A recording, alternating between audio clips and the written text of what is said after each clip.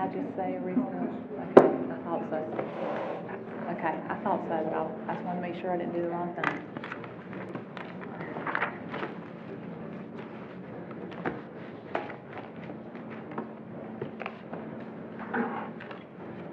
Go have a little recess to let Mr. Lloyd, Sergeant Lloyd, take some pictures and leave.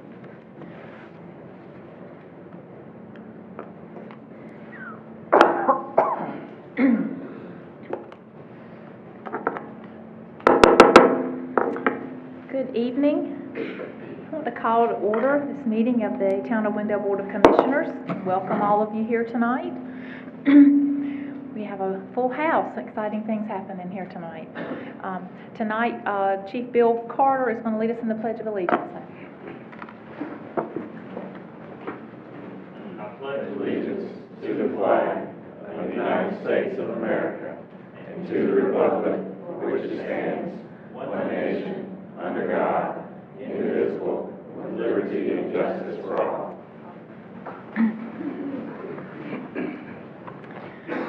Thank you very much. Our invocation tonight is from the Wendell Council of Churches, specifically the Wendell United Methodist Church, Pastor Bob Albrighton, and this is your last time with us. So I want to thank you again for being here and wish you very good luck in Bath. I know they're going to love you there. I'm sure they're going to welcome you with open arms. I hope they know what a treasure they will have in you and your wife. You're very welcome.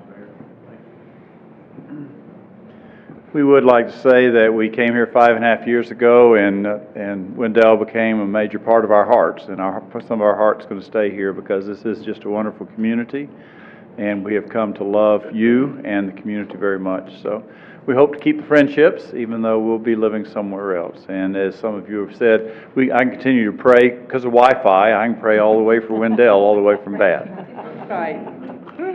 We all need all the prayers we can get. We all need those. Please bow with me as we pray. Almighty God, please send your blessings upon our town of Wendell, and send your blessings upon these who hold office here. Please give our leaders the spirit of wisdom and love and justice. Direct them with a steadfast purpose so that they will faithfully serve you and also will serve those who inhabit this town. As your prophet has proclaimed, may they bring good news to the poor, proclaim release to those captive to fear and addiction, offer a recovery of sight to the blind, to the blessings around them, to free the oppressed, and finally to proclaim the good news of being able to live for a time in Wendell, North Carolina. Lord, may they not only comfort the afflicted, but also afflict the comfortable for your name's sake. May we all work for that day when the psalmist sees when steadfast love and faithfulness will meet and righteousness and peace will kiss each other. Lord, bless our leaders. Bless those who serve in this town. And bless our community of Wendell. Amen. Pastor Bob, could I have a copy of that? Okay. I always get this from him every time he's here. Thank you. I appreciate it. All right, do we have any adjustments to the agenda tonight? Motion to approve. All right, motion to approve. All in favor? Aye. All right, public comment period. We have several people signed up for public comment, so I want to give you a quick reminder that when you get to the podium to state your name and address for the record, please. And limit your comment to 3 minutes or less. The clock will come on while the lights, while it's green, you're good. When you're down to about 15 or 20 seconds, the yellow light's going to come on, and then when it turns red, your time is up, and I will stop you when your time's up. So, the first person signed up tonight is number 1, Miss Regina Harmon. Good evening. My name is Regina Harmon. I live at 6616 Tails Branch Road, Wendell. I own 2 businesses, the Total Connection for 25 years, the Wendell General Store for the past 4, going on our 5th. I'm here tonight to talk about item number 6. You guys are going to discuss the water policy. I've reached out to each and every one of you over the past week. Only one commissioner has not returned my phone call. I've talked in depth about this water policy and why it's good for our town. Yes, we do need to make some changes to it and everything like that, But I do not think that you need to vote on anything tonight. I think you need to discuss it. I think you need to have more conversation about it. Right now, under this policy, any one of you sitting up there can build a house for any reason in our town under the way you've got it. You've just got to get to the 50 points that you guys set into play 2 years ago. We've had building going on now for about 2 years. We've had some good growth in our town. And you need to remember that businesses come to our town because we have a good housing industry, because we're making positive strides. I've lived here for 25 years and I've been through it all. You guys need to remember that this policy you put in place, you know, it's working, it's not perfect. You also need to remember, if you're planning on taking away some square footage in scenario number 3, some of these people out here don't know what I'm talking about because they weren't aware of it and they haven't had an opportunity to discuss this with you. But scenario number 3 is where you want to reduce it down from 2,200 square feet to 1,800 square feet. And right now, if we do that, what else is it going to kick into play? There's something else out there that we're not seeing the big picture of that might happen through a UDO or something else. I'm not 100% positive. So before you vote on this tonight or have anything, each of y'all told me that y'all had tons of questions. So when I'm sitting out here in the audience tonight, I want to hear them all. I want to hear the questions. I want them answered. I want to hear what you have to say about this point system. I want to see that you guys are taking this seriously and that you're thinking about everybody that's living in Wendell and coming to Wendell. Businesses aren't going to come to Wendell and bring their economic development, their money, and support our town when we do not have a strong housing industry. Now, you know, there's more to it than just changing it 400 square feet. You need to think about the budget that y'all talked about an hour ago and how that might be affected. If you reduce the square footage, is that going to affect the budget numbers? Because don't we make money off square footage of homes, better home, better property tax kind of thing? There's a lot more to this than just the conversations that I've had with a few of you over the past week or weekend. I do appreciate each one of you calling me and discussing these issues, but I do not think we're anywhere near tonight having this conversation or voting on it. I think it's been in play for a while. You need to keep letting it play and maybe look at the point system and how we can better serve our builders from the point system, how we can get them to the number 50 in the point system. Now, my light's gone red, so I am going to shut up, but I need for you guys to ask all those questions today, please. Thank you, Ms. Harmon. The next person is Hans Dara. Good evening. Good evening. Good evening, Board of Commissioners. My name is Hans Dara, 8830 Autumn Winds Drive in Raleigh. I am an attorney. I represent Katie Interior Design, which is actually 30 North Main Street, just right down the street. So happy to be here tonight. My comments are really just questions that I pose to the commissioners that I hope will get answered this evening or throughout an intensive discussion. It relates essentially to what Regina's comments were about, the municipal water allocation policy. It's my understanding that this policy was approved unanimously around 2 years ago. So my question is why, roughly 2 years later, this is up for a vote and that it's changed. Additionally, if it is up for a vote for change, does it have any relation to House Bill 436 related to impact fees that was passed and signed by Governor Cooper around July of 2017, related to this point system? And if this point system is related in any way to impact fees by House Bill 436, how so? And if they are not, why the change after said unanimous vote? So if the answers to these questions cannot be clearly understood by the commissioners or clearly related to the town, then I respectfully request that the Board of Commissioners continue the vote for a later date. Thank you for your time. Thank you very much. Next one is Kathy Dara.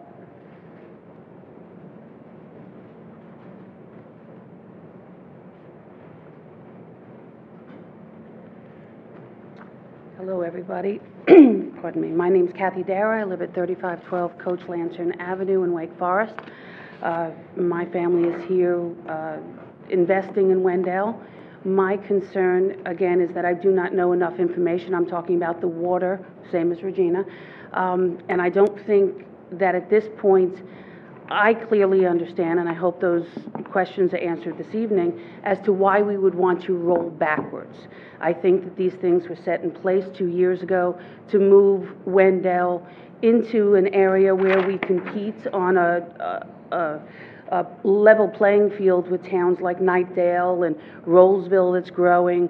And from what I understand, we took from those townships and we adapted what they have in place. So at this point, I would like to know, why would we want to reduce and possibly injure the growth that we have going on here? Especially when in 2 years, we've been holding people to that elevation, and now we're going to reduce it. I don't see how that benefits the town. So my question is that, or my statement would be that I think we need to discuss it further and really find out what are the benefits and what are the reasons for taking a step backwards instead of continuing to build the town at a higher level. We have a lot of growth going on in the Avenue. In the last couple of years, we've seen a lot of investment into Wendell. People are talking about it all over the place. So I just don't think going backwards is the right direction for us. So, thank you very much. Thank you, ma'am. Next one is Allison Strickland.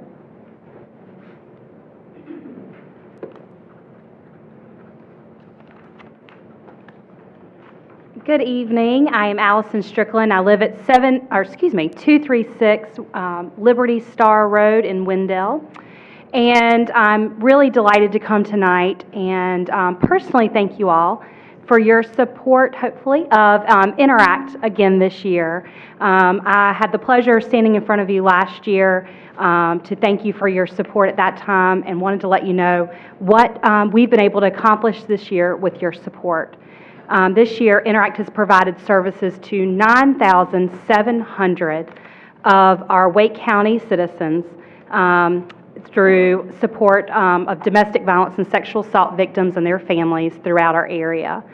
42 of those, we can say, were our Wendell residents of that 9,000 number. And that might sound like a small number, but those are the people who disclose their address when they come in. I'd also like to tell you that this year we saw, we have a youth education specialist who goes out and presents a violence prevention education curriculum. And we visited with every single 6th grade student at Wendell Middle School this year. And we were really delighted, not even just one time, but several times to each of those classrooms. And that's a really important step. You know, Interact is all about saving lives, rebuilding lives, and securing safer futures. And that securing safer futures part is all about getting in front of children and having that time to really break the cycle of violence. And some really incredible things come from that time that we are able to spend in the classroom. Number one, we're able to educate children about how to stay safe, what healthy relationships look like. But we are also able to provide sometimes a parent with a little bit of a lifeline. I can't tell you how many calls we get every year where someone calls and said, my child told me that I should call. What a remarkable thing for a child to be a hero like that for their parent. One of the exciting things that we are working on right now with Wake County is being able to offer Interact services at the regional centers throughout the county. And so starting in the fall of this year, after October, when our new government kind of grants roll out, we will have a Interact staff person who will be going out to Fuquay, also to Wake Forest, and we are hoping they'll also be heading to Zebulon as well. So we'll be excited to be able to share that with you at a later date. Again, thank you all for your support. We really appreciate you all taking interest in these matters and showing that, that it matters here. These are community issues, and we are grateful to have your support. Thank you. Thank you. Reverend Ryan Jones.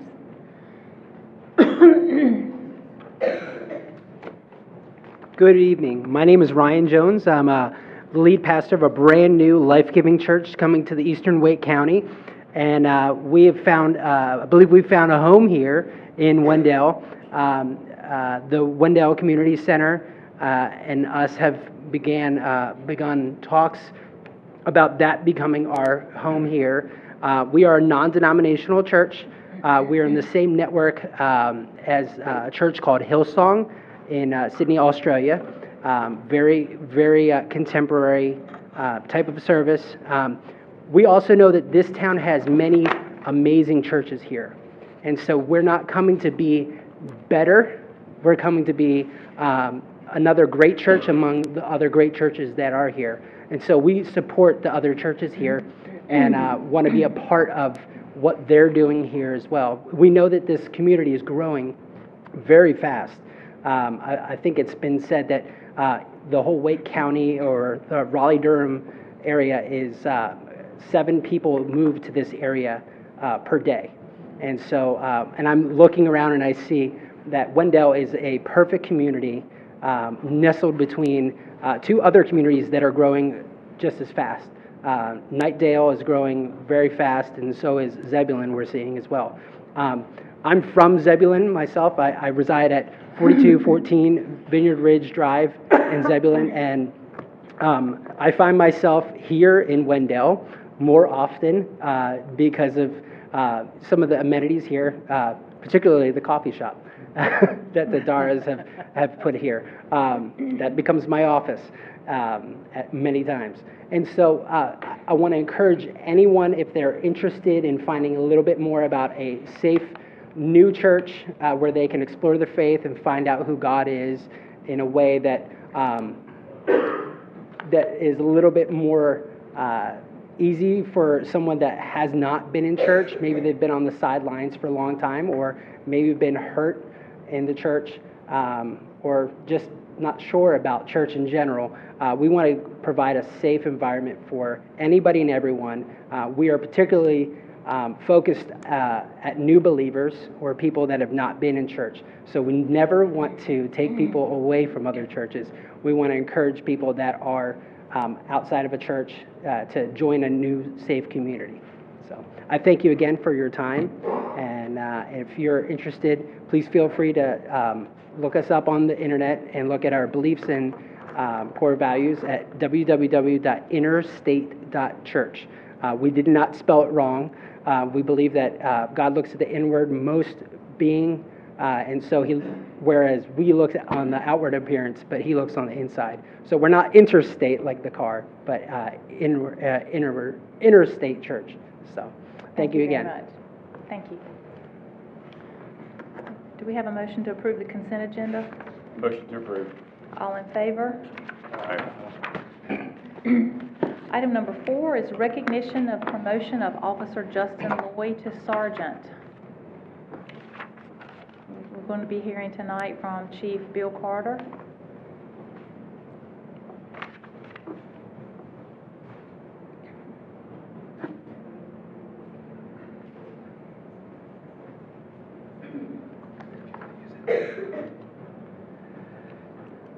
Good evening, Madam Mayor, members of the board. I come before you tonight with a wonderful opportunity for a fine officer here in Wendell.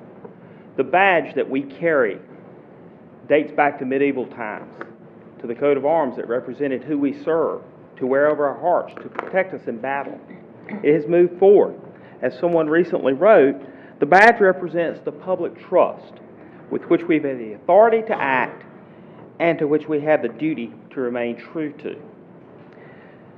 Justin D. Lloyd began his law enforcement career with the Roseville Police Department as an auxiliary officer in 2004. He moved into a full-time position in February 2005 and served as a patrol officer, traffic officer, and finally a patrol sergeant. He moved on to join the Wendell Police Department in November 2009 and served as a patrol officer at that time. As a sidebar, I had the distinct privilege and pleasure of knowing Justin when he was an officer in Roseville.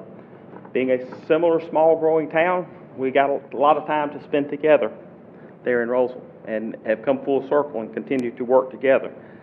Justin has served with integrity, professionalism, and community spirit since joining the Wendell Police Department. Since becoming a member of the police department, Justin completed his associate's degree in criminal justice through Wake Technical Community College. In November 2014, he was awarded the Advanced Law Enforcement Certificate by the North Carolina Criminal Justice Education and Training and Standards Commission. Eligibility for that award is based on formal education, law enforcement, related training beyond state mandates, and years of full-time experience. And it can take anywhere from 6 to 12 years to achieve that award. As a result of the retirement of Sergeant Steve Hall and the reassignment of Sergeants Gibbs and Sergeant Hare to patrol and investigations, respectively, a patrol sergeant position opened up. Applicants were received from internal candidates, and an assessment center was conducted utilizing persons from inside and outside of town staff. The assessment center was designed to evaluate critical dimensions needed to perform the position of sergeant and included an oral review board, a role-play exercise to simulate an employee issue, and a written exercise, as well as consideration for time served in the capacity as a sworn law enforcement officer. The Wendell Police Department is fortunate to have well-qualified internal candidates to consider for this position. After completing the evaluation of the performance of the candidates, it was recommended to and approved by the manager that Justin DeLoy be promoted to the rank of sergeant. The promotion was actually effective April 25th, 2018. And at this time, I'd like for you to join us as his wife, Talina, pins his sergeant's badge.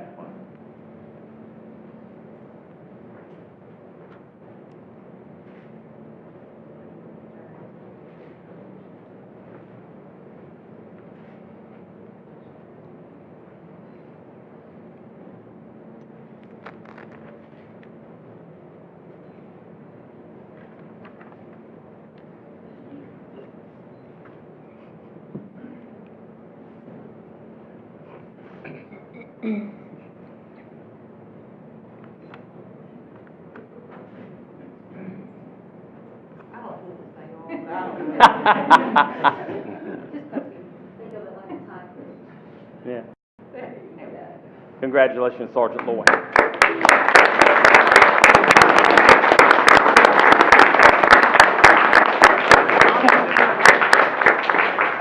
I won't take very much time. I just want to say thank you to my family for your support, and to the department for all the opportunities and training that they've given me, and to the board for your support to the police department as well. Thank you very much. Thank you, Chief. Thank you, Sergeant. Congratulations.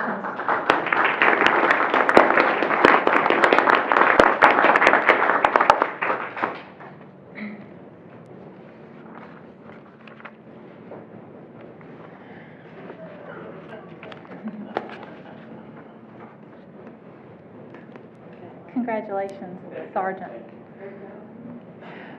We're going to take a brief recess and let all these folks take all the pictures and things they want. Okay.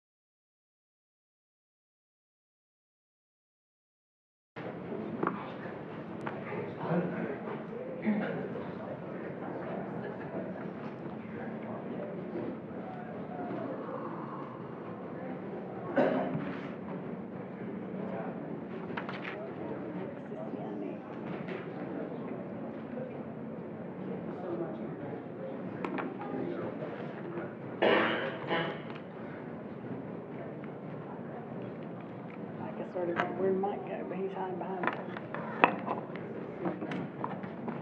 All right, let's get started back. Item number 5 is a presentation by Newland Communities, an update on Wendell Falls, and we're going to hear from Mike Ciziani. How you doing? Nice to see you again. Thanks for having me. So this will just be a brief kind of verbal update on great. The status of Wendell Falls. So I'm Mike Ciziani with Newland Communities. I'm the VP of Operations for Raleigh.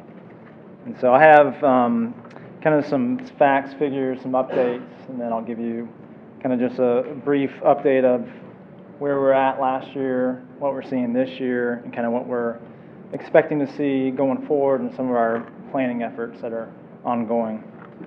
First of all, I wanted to thank you for the opportunity to provide an update, and thank you an opportunity for being here, and thank you for being a great place to do business. 2018 has been a fantastic year for Wendell Falls so far.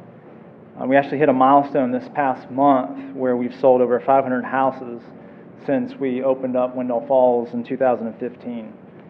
So we're right around 400 homeowners so far and growing every day. This year in particular has been very exciting, great start to the year. We've sold 112 homes already this year. So that pace is well ahead of where we were last year. It's actually about a 150% increase year over year. 2018 average home sales price is $328,000. So that's higher obviously than prior years. Prior years we were below $300,000. So we're not only seeing great pace in terms of our sales numbers and the pace of the sales, we're also seeing great price appreciation. So positive on both ends, selling a lot of homes, new homeowners, but also we're creating value and pushing the value on our houses so homeowners are seeing price appreciation, and we're continuing to kind of raise the bar on the product. And to that point, buyers are discovering the value of Wendell Falls in terms of the location, our amenities, and the product offerings, and the location of the town and what the town has to offer. We have 6 different builders with 12 different products or segments in Wendell Falls, and that includes townhouses and also what we call an age-targeted product.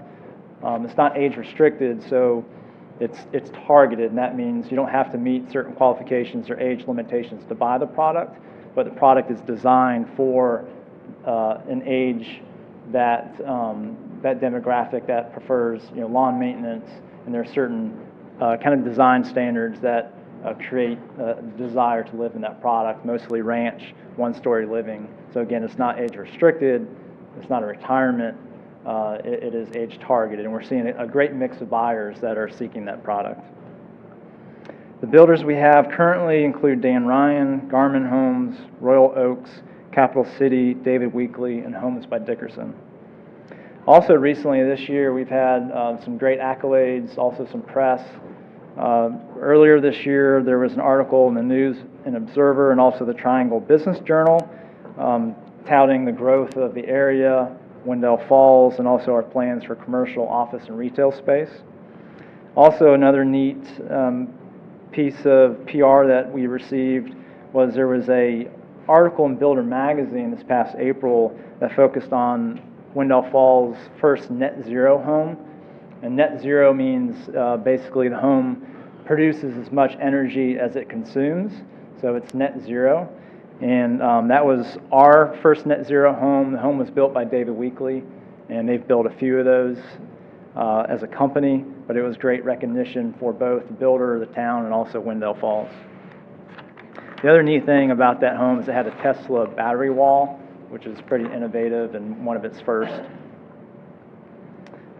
Also, this past year we've added miles of new trails, hiking, biking trails. We've added a new dog park that opened up earlier this year, and we're working on a new model row with new model homes that will be open later this fall. Also, the mixed-use areas are taking shape. As you all know, Wendell Falls is a mixed-use development. We have approvals for residential, multifamily, commercial, retail. So we're doing well on all fronts. Obviously, the residential has been the first part Now we're starting to move into the more mixed-use component with commercial, retail, and multifamily. In 2017, we spent considerable planning efforts planning out our future multifamily, commercial, and retail areas. And then also earlier part of this year, we spent a lot of time refining our land plans. We've engaged with CBRE and HFF to represent us on the retail, commercial, and multifamily fronts to ensure that when we go out to market in those pieces, which we're starting to do this year, we're attracting the highest and best uses for those parcels. Progress to date includes Cruiser's convenience store, which they closed in their land end of last year. They're now under construction, and we expect them to be opened up later this year, and that's going to be a full-service convenience store. We also closed on a parcel with Rainbow Child Care earlier this year. We expect them to start building this year and be operational in 2019. And then the Wake County EMS site is expected to close later this summer, and that site is nearing completion. Now, these have served to kind of meet the needs of the neighborhood services that the community needs and desires. Moving forward, we're continuing to plan what we call our Tree Light Square district, which is like our town center, kind of town center hub of our community. And we have really two kind of near-term goals for the neighborhood service area. The first goal is to secure a grocer. We see the need, I think everybody sees the need for a grocer, and we're starting to have those conversations and actually getting positive conversations and positive feedback from several grocer developers, and we expect to have a grocer developer under contract this year for a grocer. And then the second near-term goal that's a focus for the Tree Light Square area is finding the right multifamily developer. And we've gone through a rigorous process with HFF to go out to market, to vet out all the interested parties, and being the first entry into Wendell Falls of the multifamily and being in a prominent area in our community, we're really hyper-sensitive and hyper-focused on making sure that we get the right product. And so we spent a lot of time vetting out interested apartment developers and also vetting out product. And if you all have visited Wendell Falls, we have a strong sense of what the product and the architecture is supposed to be at Wendell Falls. There's a vision. It's supposed to be all cohesive. So the selection of a multifamily developer, a big part of that is going to make sure that they're going to deliver the right product. And when I speak about product, we're envisioning and working towards a more urban apartment. It's not meant to be an apartment like you would see typically in an urban or suburban area. In the suburbs, it's meant to be a little bit more urban. It's not meant to be a standard garden-style apartment, but again, more urbanized. And so we think we can get there based on our location in Raleigh, based on what the town offers, what Wendell Falls offers, and the commitment and the plans for future commercial retail. And as more rooftops come online, obviously we'll add more services, more uses that'll fold into the mix. We'll plan restaurants, office, and medical uses as well. Now, as much as we've accomplished so far the past few years, there's still much to do. We're focused on continuing to provide a community that we can be proud of, which includes ensuring the right product, the right amenities, being environmentally sensitive by the builders that we choose to use, and by how we develop the land. We want to support our local partners, and we've enjoyed working closely with our local schools, the town, and the local community over the past few years.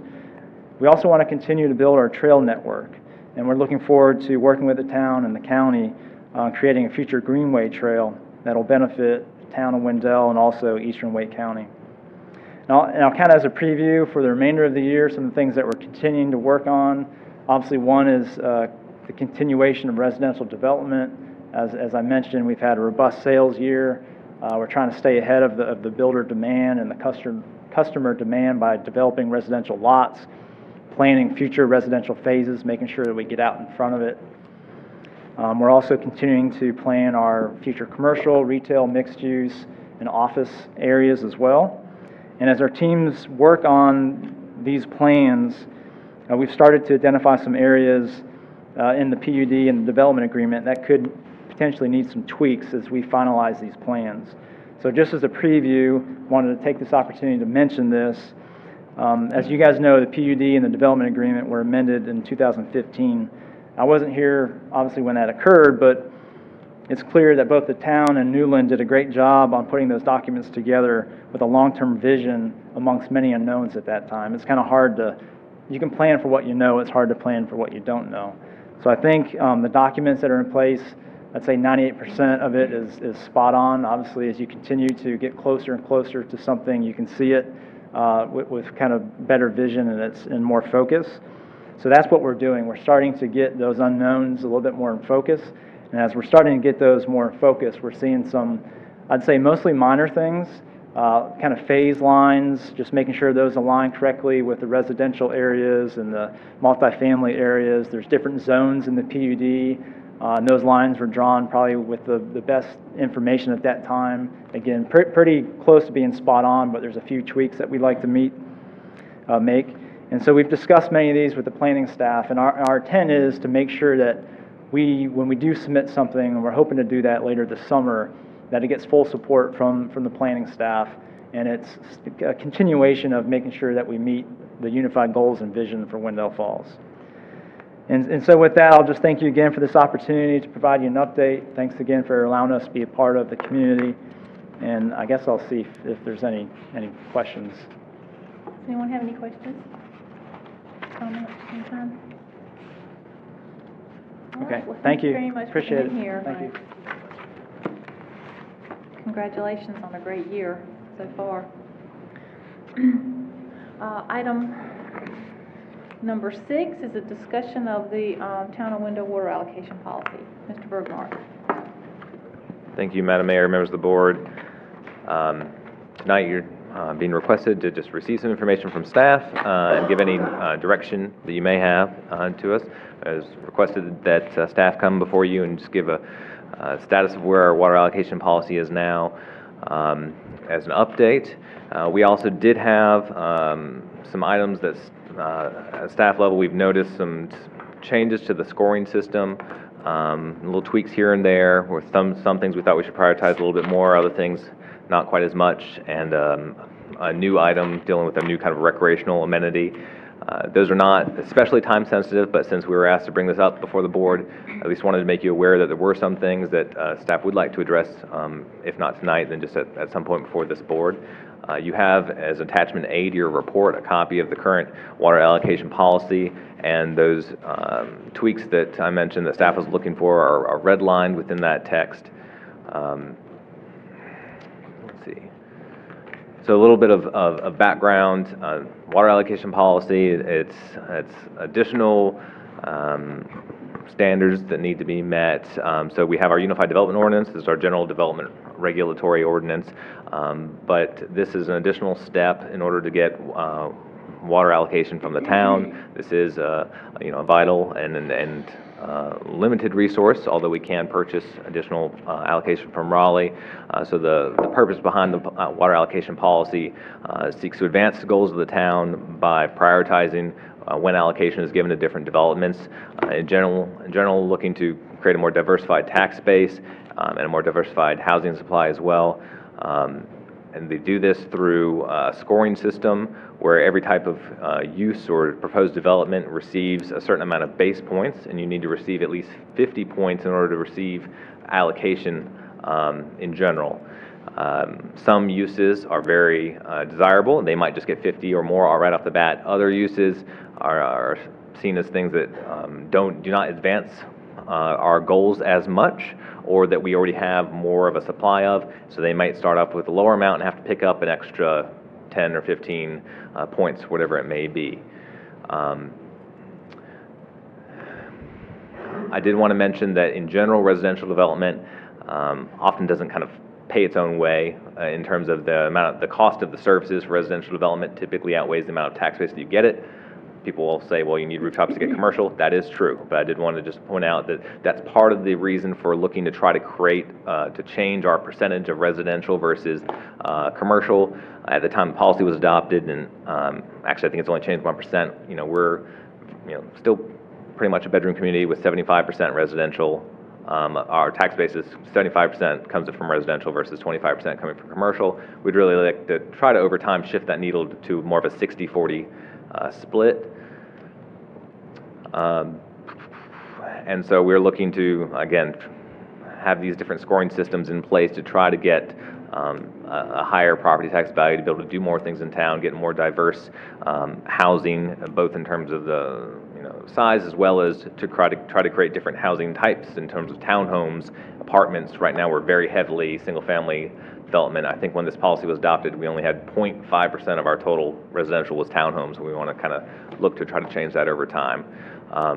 So there's three scenarios that you can fall under with the housing allocation policy. The first scenario is where we have that the allocation request, if approved, would maintain over 100,000 gallons of capacity, and they have to score at least 50 points. This is where most developments fall under, where as long as we have plenty of allocation, they look to see what bonus points they need to get, because a residential development will start out at 38 points, so they need to pick up 12 additional points.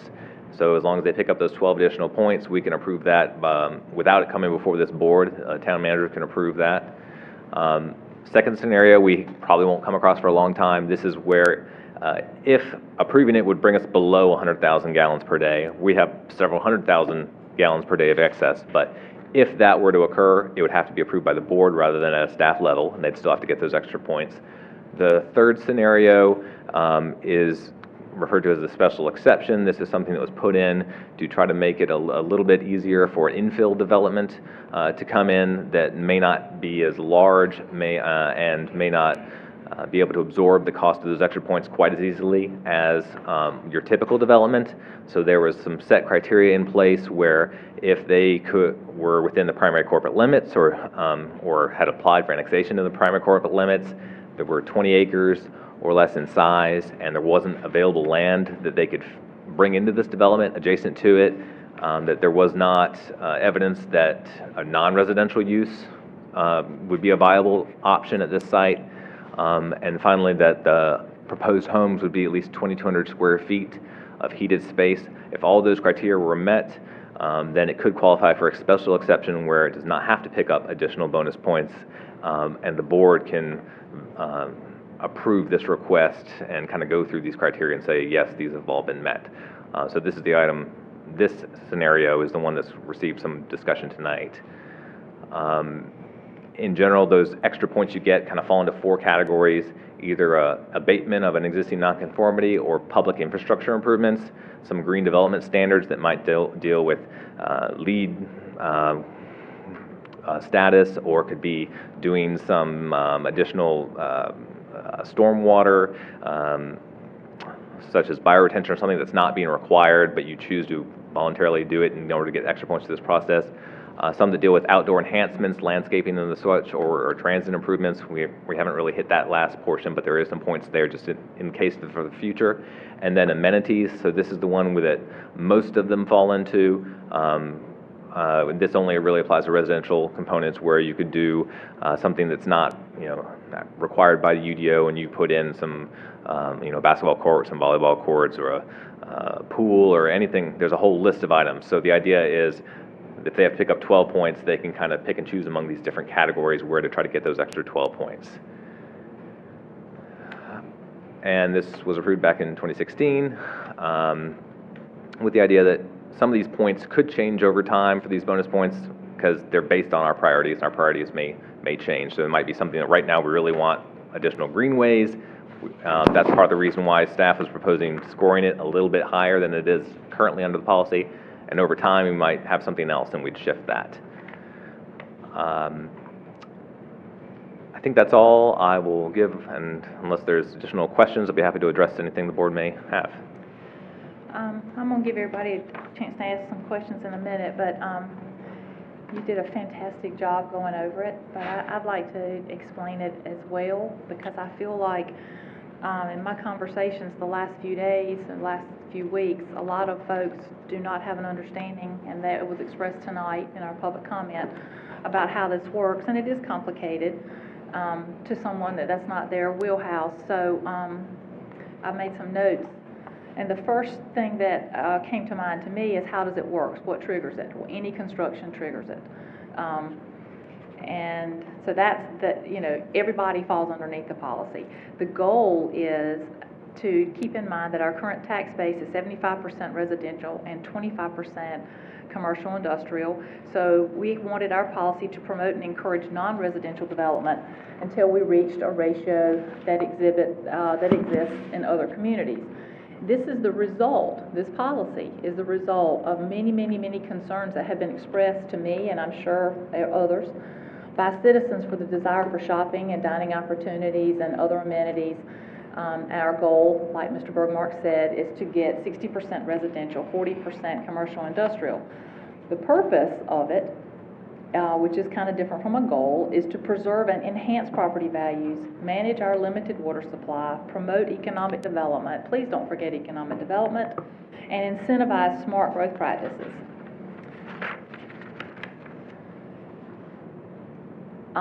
Projects can only be approved under 3 scenarios. The very first, you score 50 points, you get approved by the manager, it's automatic, it's not a big deal. That's when we've got plenty of water and you score the number of points. It's very simple. Scenario number 2 comes into play when we're running out of allocation or it's running low.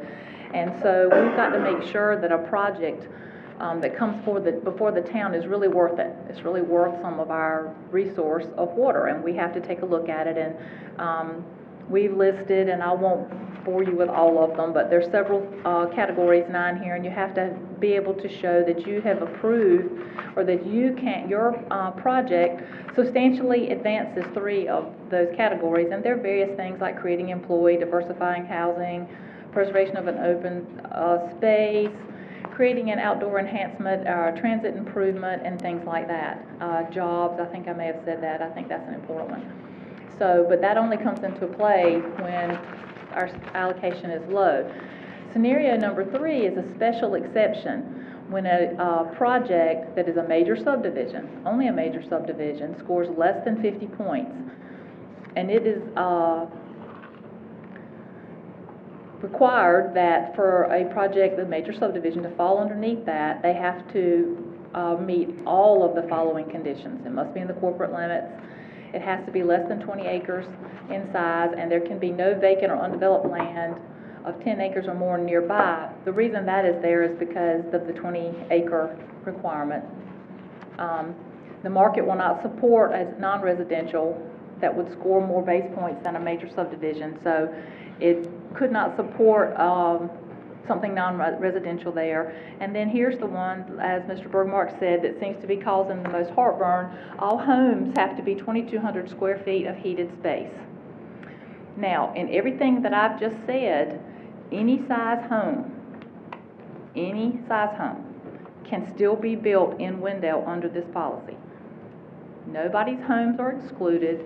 Nobody's size house is left out. Any size home can be built here. You just have to earn to the 50 points. The goal and the purpose of the whole point of this was to up our game a little bit. We're trying to up our game like Wendell Falls has upped their game. We're woefully behind. They started off and they've hit the ground running, and we're just trying to keep up. So we need to up our game here. I realize that square footage is not a good way to regulate something like this and to manage something like this, but frankly, with the loss of design standards by the legislature, it's all we have. So we're using what we have. It's all we've got at this time. I feel like this was a win-win. Anyhow, my suggestion would be that we leave the square footage requirement just like it is. We typically change things here in Wendell and we have changed things before. I'm not saying we're unwilling to change and take a look at things, but we usually do it when we find that something is too burdensome and just horribly burdensome to the developer, or when we're not competitive with neighboring towns. Well, in Knightdale, major developments start at 35 points instead of 38 here in Wendell. So I feel like we already have started off in a better place and a more competitive place and maybe an easier place for people to reach that $50 point threshold. Small towns like Wendell and many other small towns have these water allocation policies because they are trying desperately to balance out their housing stock. Larger towns may not have it. I was asked, does Apex have this? Does Cary have this? Oh my goodness, we're not like Cary. Does this Raleigh have this? They don't have to have it. We have to have it. We're very small. Wendell has to have something like this right now. We might not have to have it long, but we need it right now. It is not burdensome. It is not keeping us from being competitive with other people. In fact, in my opinion, it should be harder. I think there should be a lower threshold for the scenarios number 1 and 2. I think there should be one down there, maybe 1,200 square feet. But this is a good start for Wendell. I feel like we have to start where we are. I say that all the time when we're talking about things in Wendell. We start where we are. Wendell is not as big as Roseville. We're not as big as Knightdale. We're not as big as some of these other towns. So no, ours isn't quite as tough, but we've got to have something. If we reduce it to 1,800 square feet, when you consider the amount of staff time that it takes to monitor this, we might as well just not have it. We went all that time and didn't have one. We might as well just not have it, because what you get in return is so minor compared to the output to manage it. I question whether or not it's even worth it.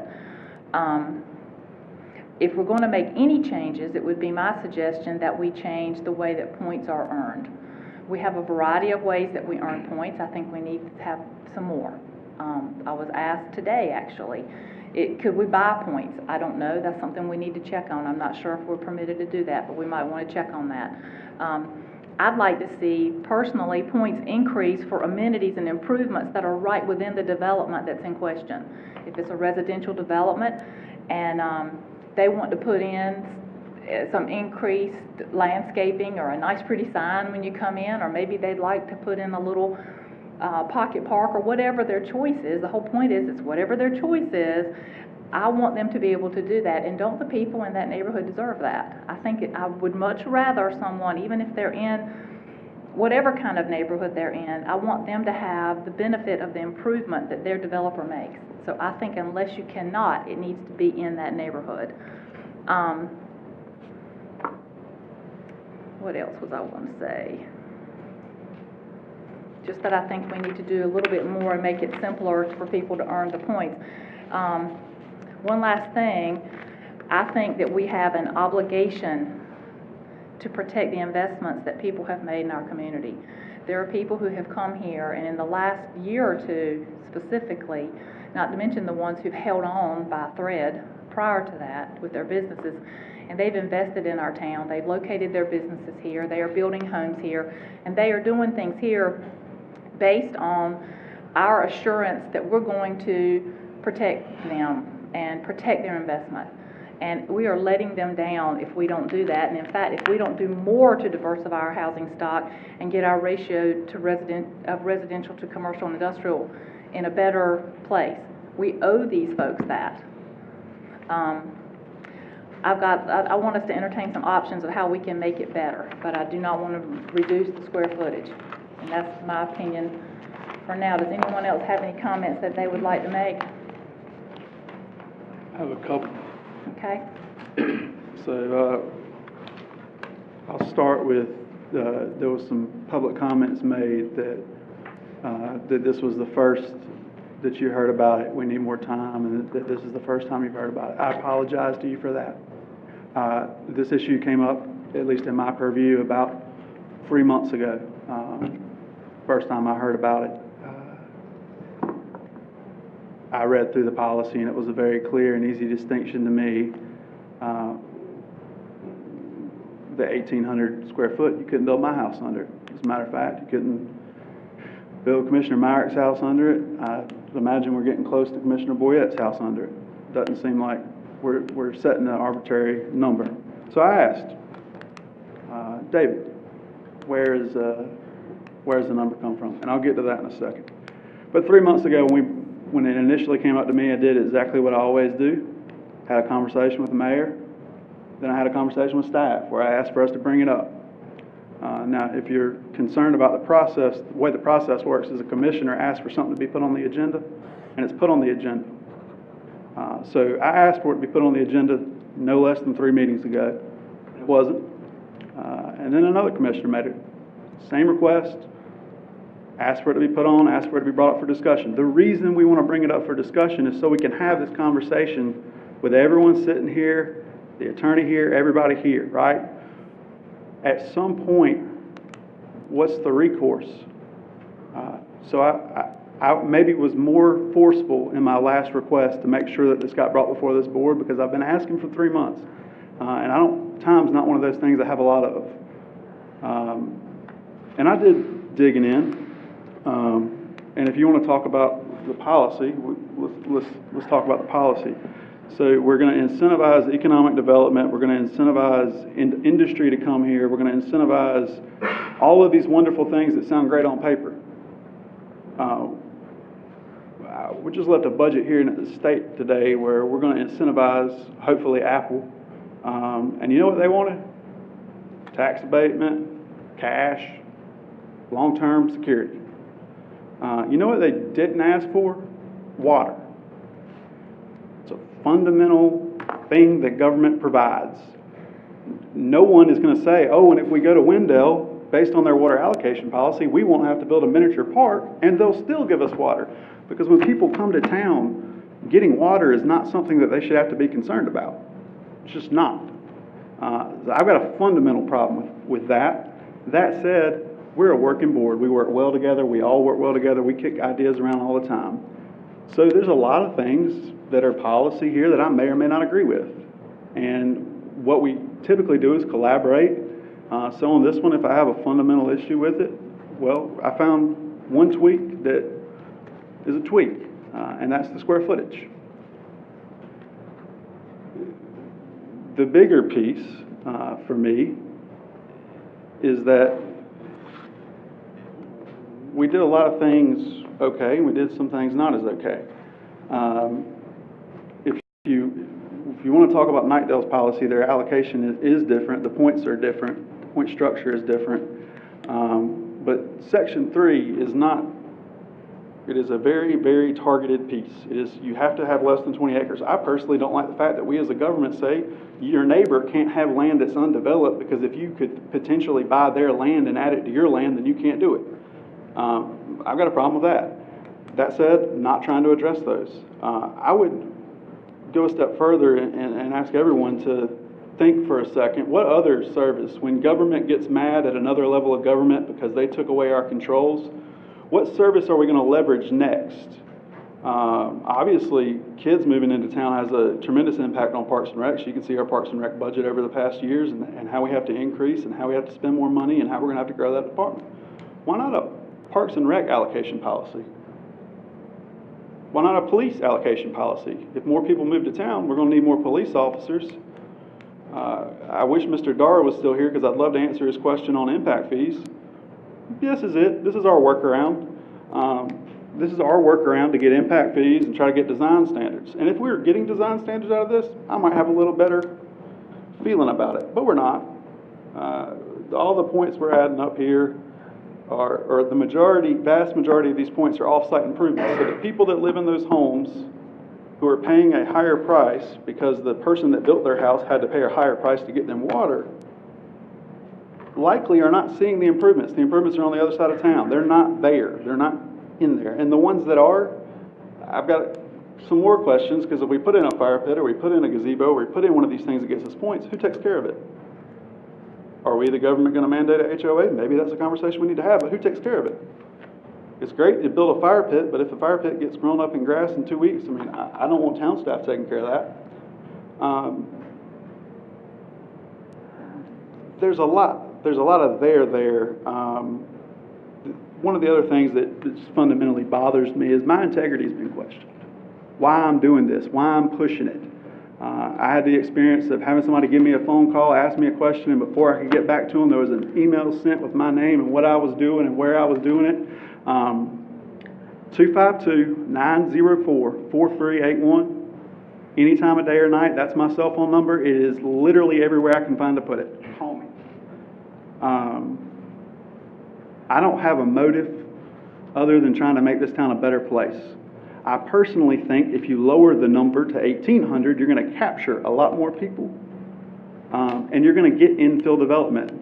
The city of Raleigh doesn't have this policy because the city of Raleigh is doing everything they can right now to try to figure out how to get infill development, how to get these small lots to be developed. And they're literally bending over backwards. Several incumbents lost an election in the last election because they were fighting the policies. So that's why Raleigh doesn't have it. This is not the grand debate that it has been made out to be. At the end of the policy, it says, and the town board shall review periodically and make adjustments as needed. I would argue that Wendell Falls is the best development Wendell has ever had. It is the gold standard of developments. And we heard tonight, you can plan for what you know, but you can't plan for what you don't know. It was asked earlier, and I'll convey this to Mr. Darr later, why a unanimous vote 2 years ago and it changed today? Well, there's a lot of things that have changed in 2 years. This being one of the things that's risen to the top. It's our job to be a responsive board. If we're going to set policies and never adjust them, I don't want to be on the board. I don't want to pass policy that I think is so good that no one else can ever touch it. I think I've led y'all in to understand that there's some bigger things with water allocation policy I may believe. I'm leaving all that out of it.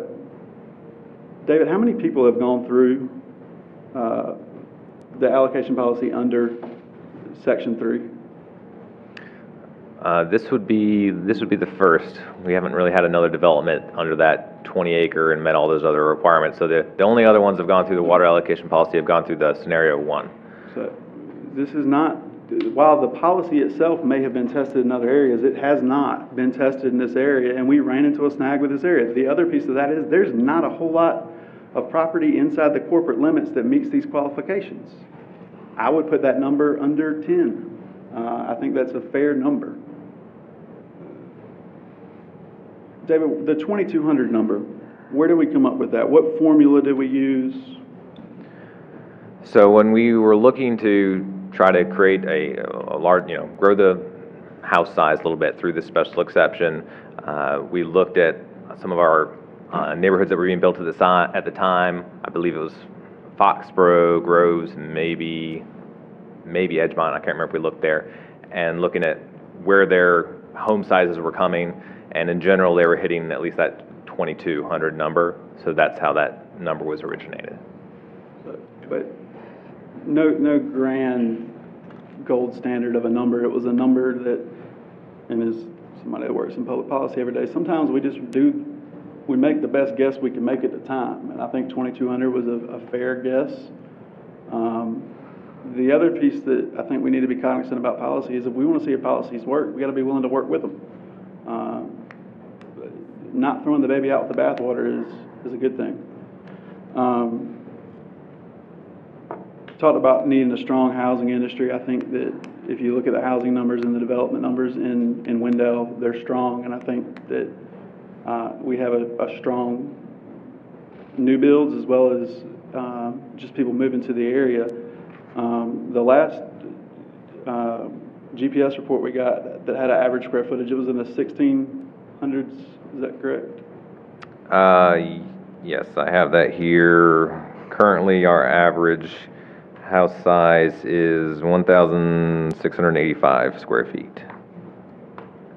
Can you give that number one more time? 1,685 square feet is the average home size in Wendell, or as of, within the last month.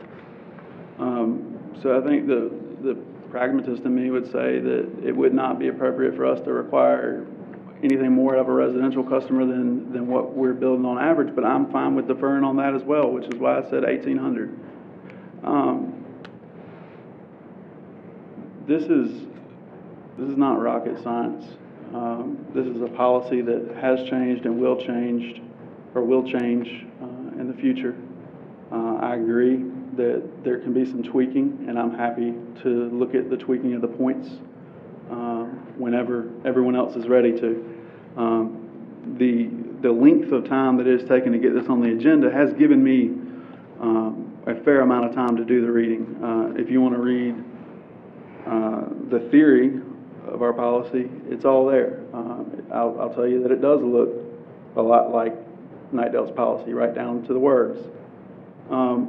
Last year about this time we discussed, and Manager Piner kind of mentioned part of it earlier, we buy water from Raleigh. And David just mentioned we're hundreds of thousands of gallons over our 100,000 gallon.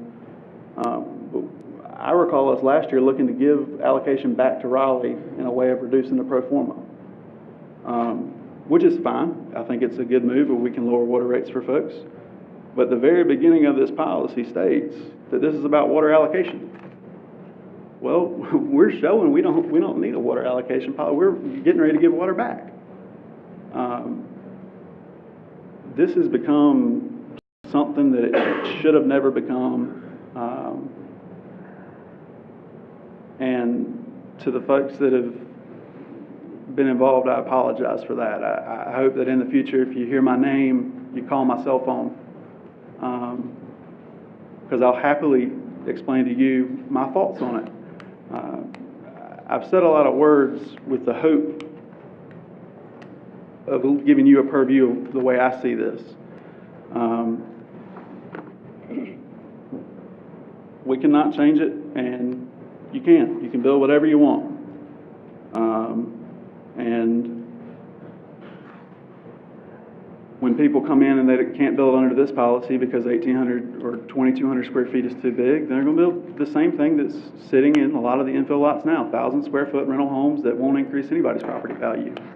And then the other big misnomer, besides the fact that we have more than enough water, this isn't about water, it's about impact fees and design standards, and we're mad the General Assembly took them from us.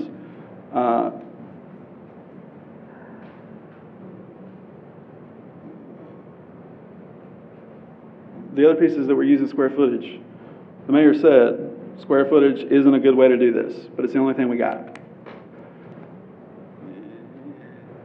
If the only thing I have in my holster is a water gun, I'm not going to pull it out in the robbery because it's the only thing I got.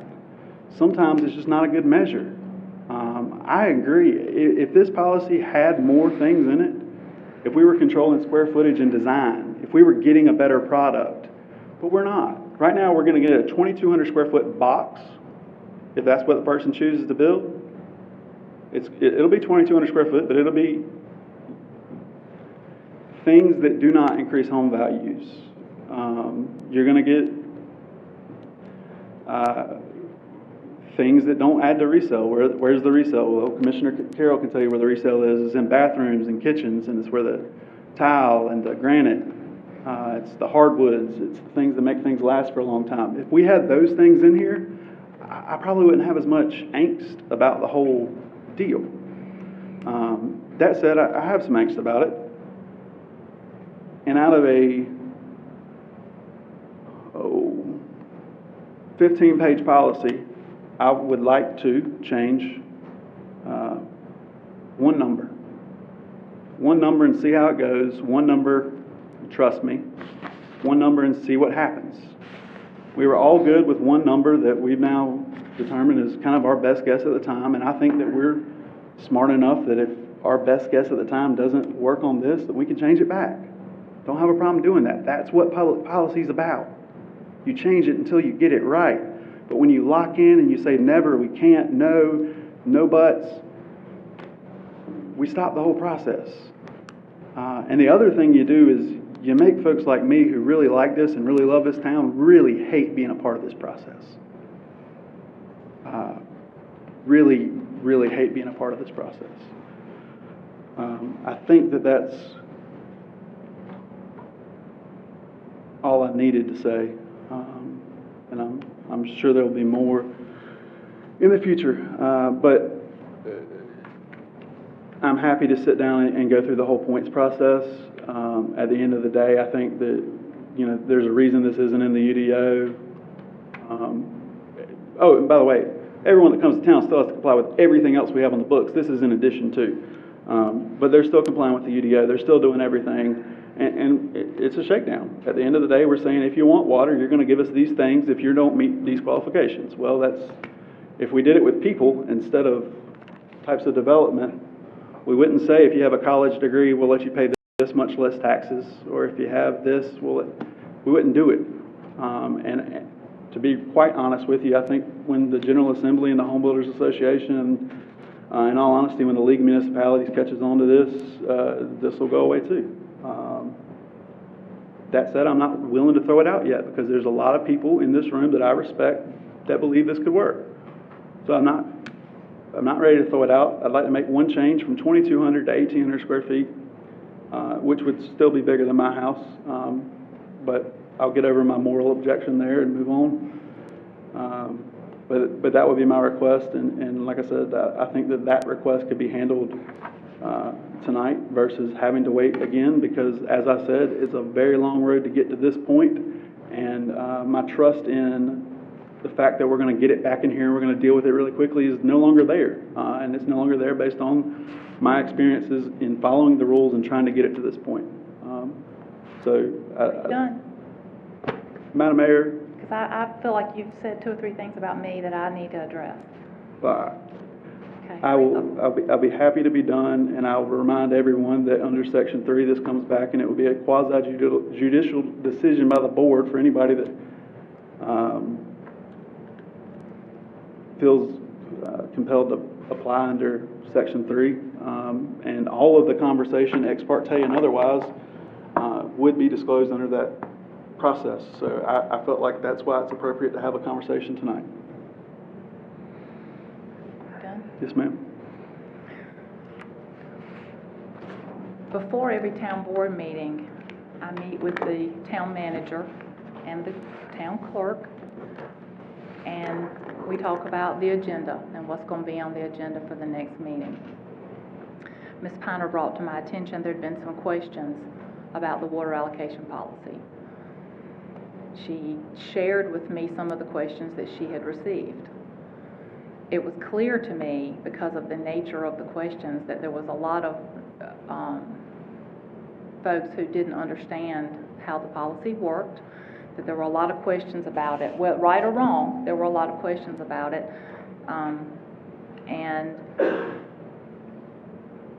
I'm trying to choose my words very carefully, not to be unnecessarily unkind, but I was disappointed in some of the questions, to be perfectly honest. So I said to her, and this is the way we proceed a lot of the time. It wasn't a matter of trying to, well, I said, let's get a copy out to everybody. Let's give them some information. Let's forward to everybody, and I know that you all recall receiving a series of emails probably from Mr. Bergmark about housing and our housing numbers and our demographics, and some from the manager. She sent an email saying, okay, there's been some questions. I've sent you a copy of the policy. Do you have any questions about it? Please don't hesitate to contact me if you have questions, because it was very clear that there were some gaps in all our understanding about how it was supposed to operate. This is how we work. I was providing background information for everyone. That's just what we do. I'm sorry if you felt like 3 meetings went by, but you know what? We meet every 2 weeks, so, you know, whatever. That's how I had the information sent out. At the last meeting that y'all were all here, a hard copy of the water allocation policy, in addition to the emailed copy, was sitting at everyone's seat. After the meeting. You're out of order. Requesting that from the... Hold on. Look, You're out of order. This is my turn. I didn't interrupt you.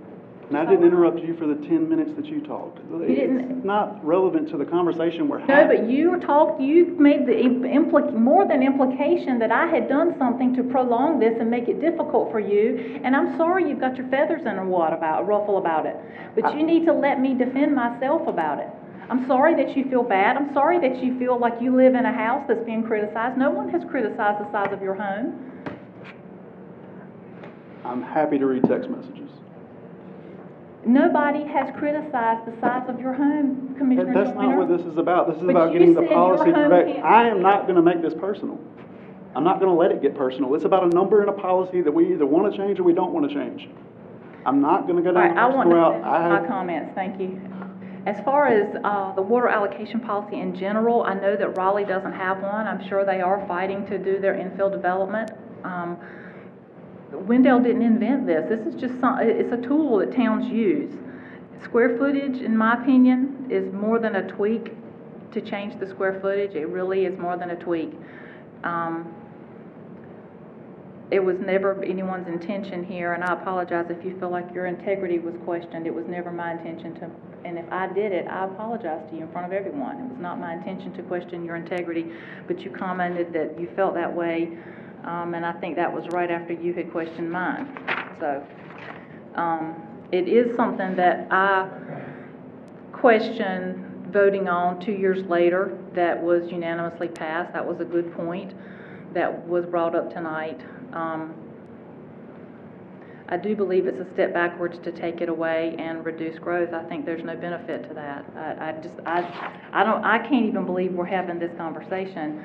But I also think that if we're going to lay all of our cards on the table, we all know why we're having it, and you know, that's where we are. Does anyone else have anything they'd like to add? Yes. Go ahead. Just a few questions, and I'd like some comments. Patrick, the 2,200 square feet. David. What's that? You said Patrick. Oh, I'm sorry. I'm not even on this tonight.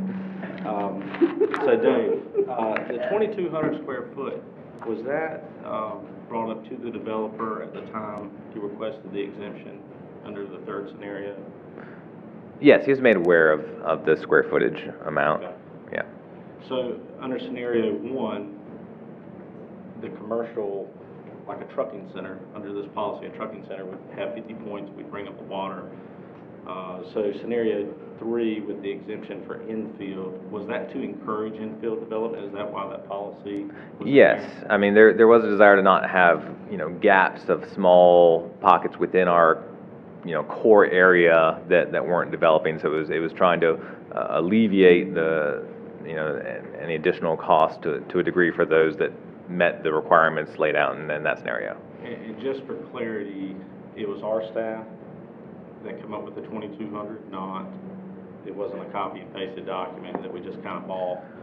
Correct. That one, the whole scenario three, the special exception, that's something that we came up with to try to address not, leaving these pockets within it. So the Wendell staff came up with the 2,200 number.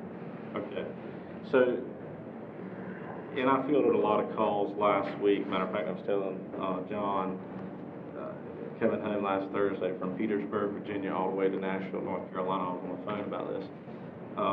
So really, this policy, we're talking out of both sides of our mouths. We're saying, hey, we want a really high square footage, but if the developer's willing, to put up banners around town and to add on to our Greenway Parkway, he can build 1,200 square feet, right?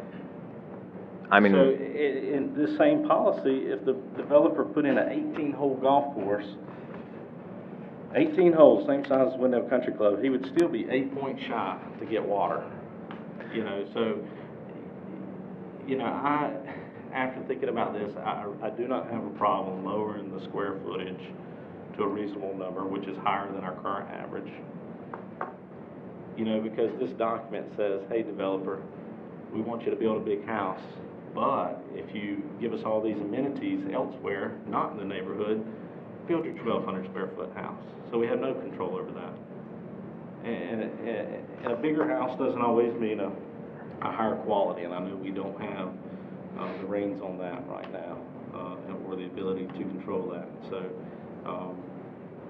after a lot of conversation and thought, and even one conversation today that said that, there was some fighting amongst us, or, certain people owed certain people things.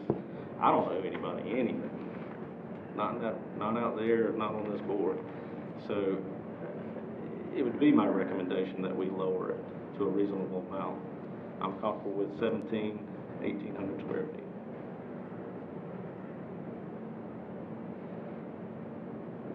I had a few things. Okay. We got this much heartburn over one number. It's beginning to be more clear to me why 2 years ago we didn't really want to take a really hard look at this. When this first came up 2 years ago, I really wanted to go through it number by number, and we sort of cut and pasted and we adjusted things from other places that had similar systems in place. I'd love to see if a developer wants to put certain things in negative points. I think there are some things I think should cost you points. Undeveloped open space is one of them. Just setting aside open space that's unimproved, I think should be negative points. Among other things, I'd love to adjust some of these base points for some of these other ones. Getting back to the heart of this, The reason this is so messy is because this isn't the way, it's not the way it should be done. Government functions best when it's done at the lowest level possible, and basically we've had all our tools taken away by the state legislature, and that's why we're looking at this policy today. That's why we're having to go over it. That's why we're dangling this carrot of water allocation, because we don't have, we can't set design standards. We can't do any of this other kind of stuff. I'd love to go through the whole policy and change a whole bunch of stuff. But here's what I'm going to say, and I don't know if I'm going to win anybody over with this argument or not, but if a builder wants to come in and build on a piece of property, okay, they know what's going to sell, and that has nothing to do with whether or not you put banners on the other side of town, build an 18-hole golf course, or put in a walking trail, or extra sidewalks. A builder knows what's going to be baseline, okay? He knows what he's going to be able to build, what he's going to be able to sell, what he's going to make a profit on, okay? If you set the bar so high that the builder just looks at it and goes, can't do that, then nothing's going to get built there. If you set the bar at there is no bar, low, just add on a couple extras, then you're going to get some extras and then some low product. You're never going to get anything in the middle. By lowering this down, you're going to capture some of the, you're going to capture some of those houses, some of those infill development pieces where it's not so high that the builder doesn't think they can't turn a profit on it. And it's also going to be a better use of that property than something that somebody could come in and put just absolute bottom of the market along with a couple of upgrades. And so, in my opinion, I think by making this just a little bit more reasonable on the square footage, it's still above the average square footage for all the houses in town. But by lowering it just a little bit, something that might be a little bit more reasonable, I think you're going to actually end up with more infill development, which is going to end up being better for the town, because the empty lot sitting in town waiting for a 2,200 square foot house is nowhere near as good as a lot with a 1,700 square foot house on it. It's just the way it is. Now, like I said, I don't know if I'm winning anybody with that argument, but that's just the way I see it. I don't have a problem with this. I've said it many times. If every decision we made was perfect, we could show up once a year and bang the gavel and be off for the next year, because there's no decision being made. We're here to update and to do things, and I don't think that this is completely off the rails. I don't think this is some drastic change.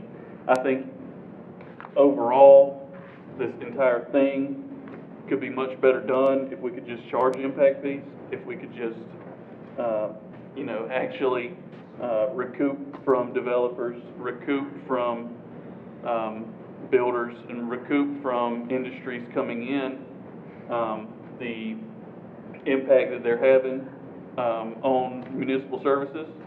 That would be a much easier way to do it, in my opinion, but we can't do that. We're not allowed to do that, and so we're stuck with this. We have to work with this or get rid of it completely, and I don't think anybody really wants to do that. So I don't have a problem with tweaking that number. Like I said 2 years ago, I'd love to go through all of it. I'm gonna make a point. You brought up about 18-hole golf course. Was only was it 4 points? Yeah, 4 points. And that's sort of the point is, well, we already got a golf course, and so we don't need another one. So there's probably not a lot of points for that. There are things that we do need. We need sidewalks. That's why sidewalks get a pretty high number of points for the amount of money that one would put in for them. I think banners are a little high. I think that's one I would love to look at. But like I said, I think there are a lot of things that need to be going through in here. But as far as the adjusting the square footage, I don't have a problem at 1,800 square feet. It's 10-15% larger than the median in town anyway. So that's all I got. Do either of y'all have any comments? Well, I think that pretty much covers it. I'll make a comment here. And I think Commissioner Carroll said, I think everything's been said very well. And this is done as an economic development tool.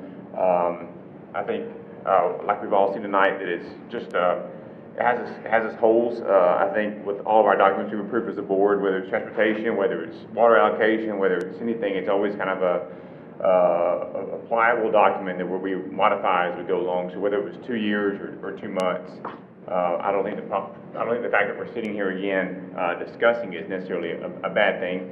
At least it's not science, right? I do think it's very pro-economic development. I do think it's very anti-residential in field. But I don't necessarily think that the square footage would be my first change. I tend to do things a little differently, and I would look at more of the extra bonus points as I've read this more. And I'll admit that probably when I first read through this, I thought, yeah, that looks pretty good, and didn't have any reference to where we are now. And now that we have a little reference, some of these bonus points seem, I think, very silly. I would lean towards making it more advantageous for a developer to take a small, unpopular lot and put homes on it. And I would like to do that more through amenities, whether it's, just, having, certain stormwater things, or I think Mayor Gray said it with having certain things that the people in that development can use, whether it's pocket parks. But I don't think 1,800 square feet is going to kill our town. I wouldn't do it, but I don't think it's going to hurt things either. So. Well, I was going to refrain, but for everybody else, I can't be the odd man out. This is an issue that I've been on the fence about since the first time I heard anything about it. I do like to raise the bar, and Mike Siciliani with Wendell Falls mentioned tonight, they're out there raising the bar, and anybody that knows me is I'm constantly pushing limits. With that being said, there are some things that you do have to look at on a case-by-case scenario. I don't necessarily believe that square footage, equates to a better product or house. Last year I sold a 1,300 square foot house for one of the highest per square foot prices than anything that's sold in Wendell in years. So, that I can see both sides of it, and I've gone back and forth, kind of where I stand with it. I don't have any real personal feelings about it, with the exception that, this water allocation policy doesn't bother me if I'm coming in to build a development, because I'm pushing the limits. I'm trying to set a higher standard, and I'm not scared to take the risk.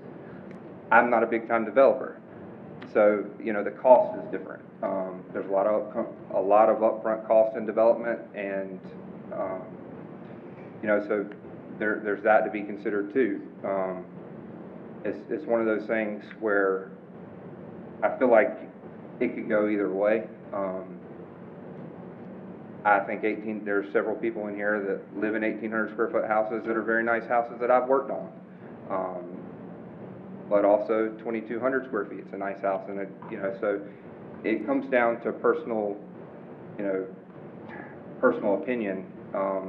And for me, square footage is not where it's at.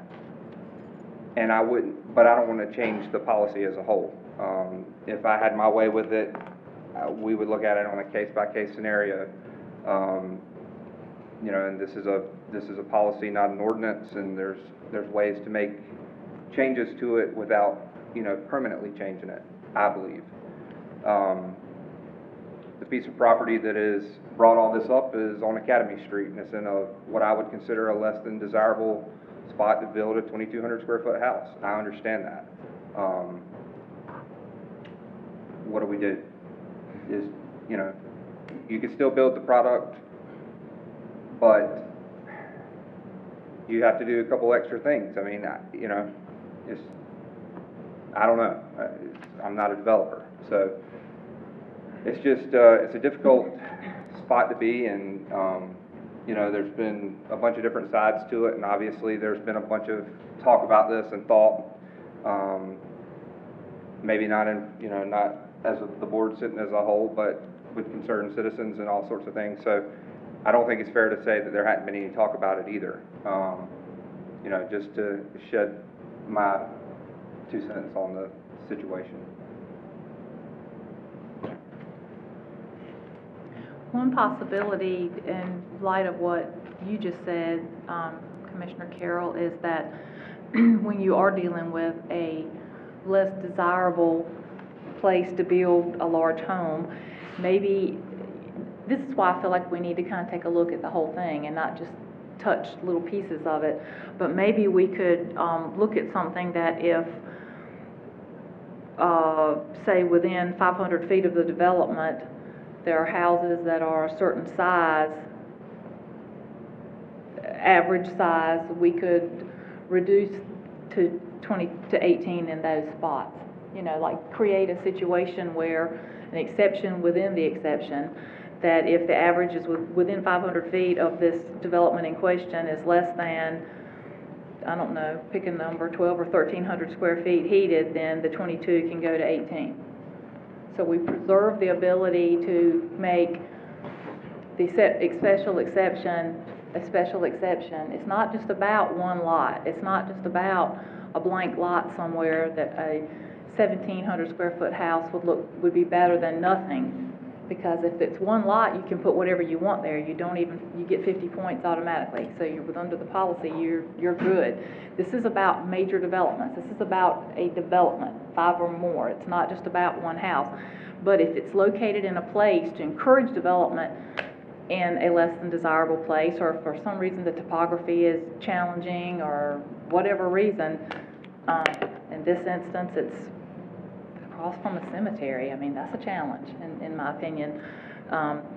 Then maybe we could do that, look at the neighboring homes, look at the average of those neighboring homes and come up with a way that in that instance, and if there's another place like that in town, in an instance like that, we could reduce it for that, to get the development in those challenging places.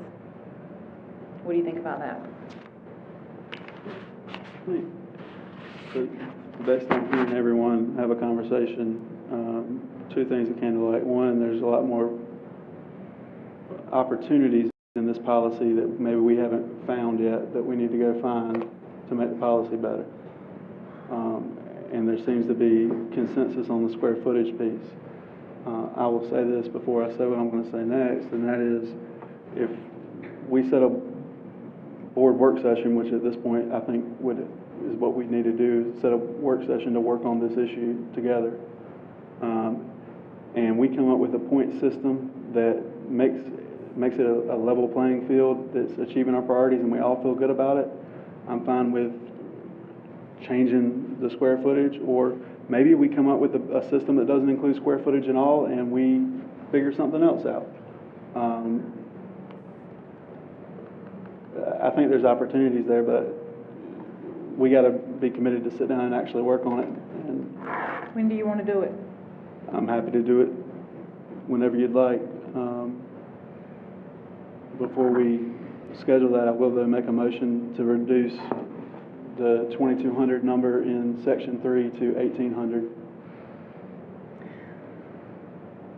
Can we not have, what is the point in having a work session to change it? If we're going to change it, then have someone potentially build underneath. We had one policy, now we're going to have another one for a period of time, and now we're going to potentially change it and have another one. Why can't, I'm not asking you, I'm trying to what is the point in it? To be the absolute most responsive form of government that we can possibly be, which is what we're tasked with being at the local level.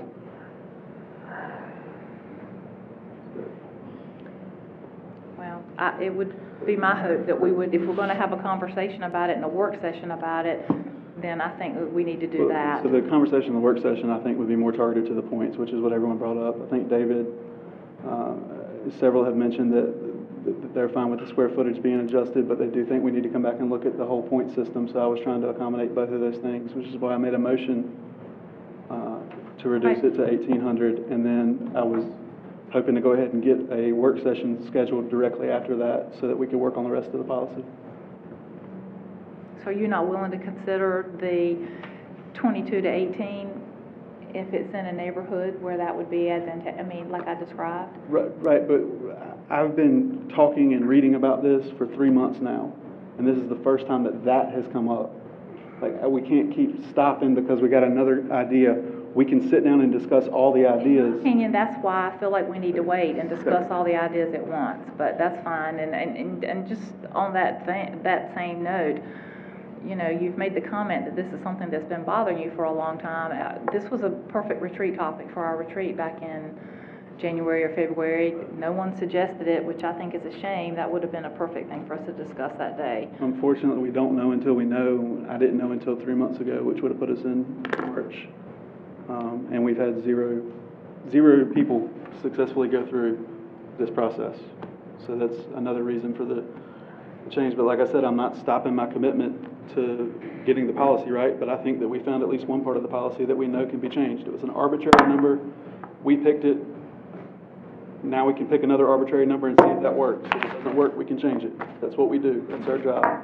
Okay, there's a motion, Mr. Joyner's made a motion that we reduce 2,200 to 1,800. Is there any discussion on the motion? I have some discussion on the motion. Yeah. It's a question for David. Yes, sir. Patrick. If I get it wrong, it was Patrick. Okay. So, to sort of alleviate a question I have in my head here about what we just talked about in that exchange. Generally, when someone comes in with plans for a development, or they want to build something, or they would need a permit or something like that, and I know we discussed it before, the clock stops, and they are beholden to the rules as they are at that time, correct? So if someone had already come in and asked for this, right, are they beholden to these rules as they are now, or are they going to be beholden to them as we change them? Just please enlighten us. Generally, if we make a reduction, I mean, you're right in that if there's a rule and then we come forward and make something that's more stringent, then if they applied before that and a more stringent rule came in place, they get to retain the ability to move forward with that original rule. Typically, if someone applies, after, it depends where they are in the phase, but if someone has not actually moved forward and gotten their full approval, then we typically will allow the reduction to take place. Although in this case, we haven't actually received a water allocation submittal yet either, because there was a desire to try to change the rules. There's no applicant in this case at this time. Yeah, we've received a preliminary plan, but we have not received a water allocation permit request yet. Okay, that's just what I want to know. Thank you. Is there any more discussion on the motion? All right, all in favor? All right.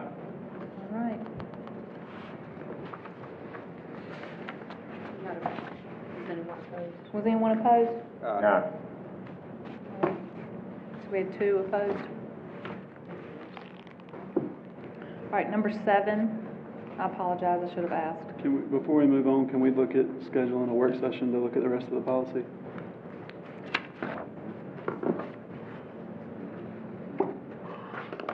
Ms. Piner, can you arrange a work session time?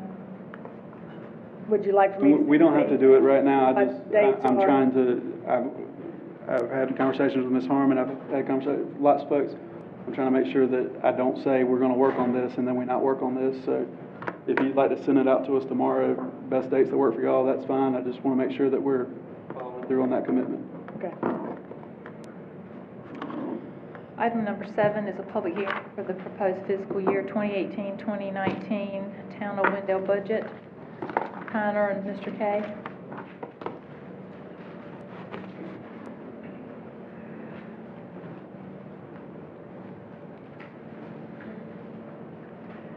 Madam Mayor, we are here tonight to hold a public hearing on the proposed FY 18-19 Wendell budget. The proposed budget for the town of Wendell was prepared in accordance with Local Government Budget and Fiscal Control Act and was presented to the board on May 14th. It was posted on the town's website. A copy has been placed at the Wendell Library for review. The budget presents financial information summarized by major categories for expense for each department and outlines the operations of the town. As mandated by the state, the budget is balanced and identifies methods of raising and spending funds for specific programs during the coming year. The budget development process focused on providing high-quality services while moving toward meeting the goals of the town board and the community in a physically responsible manner. The development of the budget was guided by the priorities established at the 2018 retreat through the updating of the town's financial goals and policies and equipment replacement policy that we put in place last year. Priorities were influenced by the positive economic changes in the area, resulting in increased workloads, desire to maintain the current tax base, and efficiency and effectiveness through technology. The proposed budget maintains a tax rate that's going to stay consistent, no change, 0.40 or 49 cents per hundred of valuation. Projected property tax revenues make up approximately 32% of the town's budget. Property tax revenue is based upon the values of existing homes, non-residential buildings, as well as new construction. Tax revenues for FY 18-19 have seen an increase of approximately $302,000. An increase in revenues will allow for the lease of equipment and the addition of 2 police officers mid-year by leveraging fund balance, lease options, and the operating budget.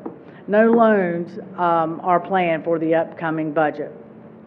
Grants proposed for this year include a Wake County ABC grant for $9,000 to support Camp Choices and Track Out Camp, and a Governor's Crime Commission grant in the amount of $24,206 for firearm replacement, which is a carryover from last fiscal year.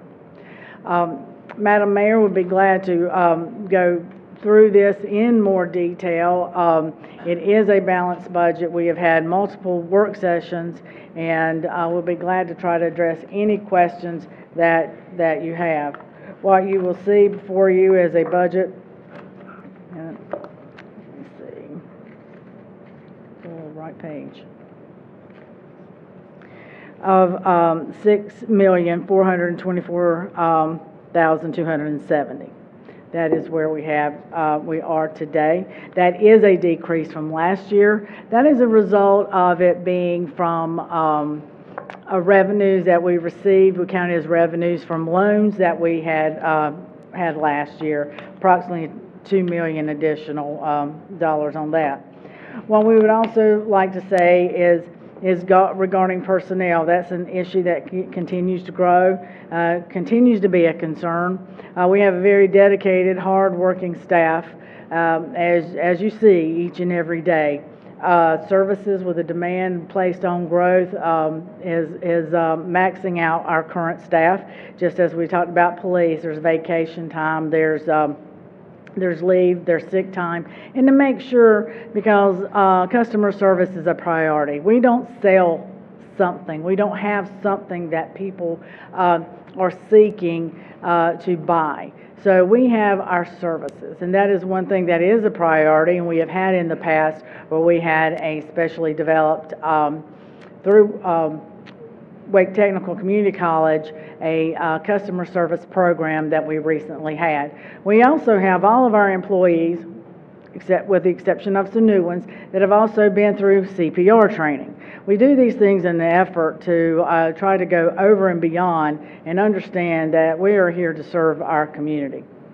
What I would also say is that we're looking at the capital needs. Maintaining service levels to our citizens will require that capital needs be addressed. As is the case every year, capital needs are a major focus of the budget. Approximately $360,500 is budgeted from the general fund for this budget to balance. The current financial goals and policies and equipment replacement plan was used as a source for prioritizing capital funding. That has been a tremendous help, and we would like to thank the board for putting that in place last year. That will carry us through for years to come. A variety of funding sources are used, including current revenues and use of fund balance to prepare FY 18-19 budget. We would like to say that some of those items we had questions about that would be coming out of fund balance. We talked about economic development, $4,000, IT, we're looking at computers there, 15. Planning, the art structures that we are working with United Arts Council as well as the Appearance Committee to assist in funding. Parks and Recreation, equipment, we're looking at shade structures. That's one of the things that we get a lot of comments for with the new playground that we have, but we do not have much shade out there. They're planting trees, but it's going to take a while. Looking at facilities, police vehicles, looking at 3 there. Computer-aided dispatch, that's something that we have to do. That's $20,000. Public buildings and grounds, looking at improvements to our stage. Again, with the growth, and we've got a wonderful problem to have. We have people in our downtown more over the last few years than I've ever seen. And it's exciting that we have people down there at night, people down there at the weekend. However, we see wear and tear on our facilities. It is time to look at the stage. We do believe that we'll be able to bring that in lower than that. We're working very hard to do that, but that was an estimate that we received and have used for budgeting purposes. Public Works, we're looking at the stormwater mapping that is part of Phase 2, and equipment lease that we're looking at there for knuckle boom replacement.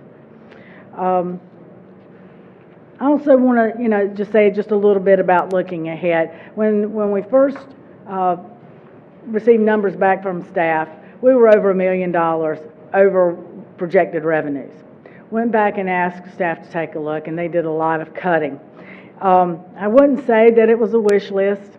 I wouldn't say that it was reaching for something that was unattainable, but it was for, again, going back to provide those services and to be able to be as efficient as possible.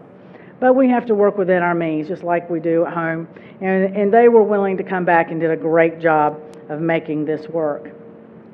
But as we move forward, there are things that we need to remember and consider. We will need further to increase the staff. With the growth of staff, we'll need to look at a long-range plan for facilities. We need to make sure we have something there in place, just as we do with vehicle and equipment replacement.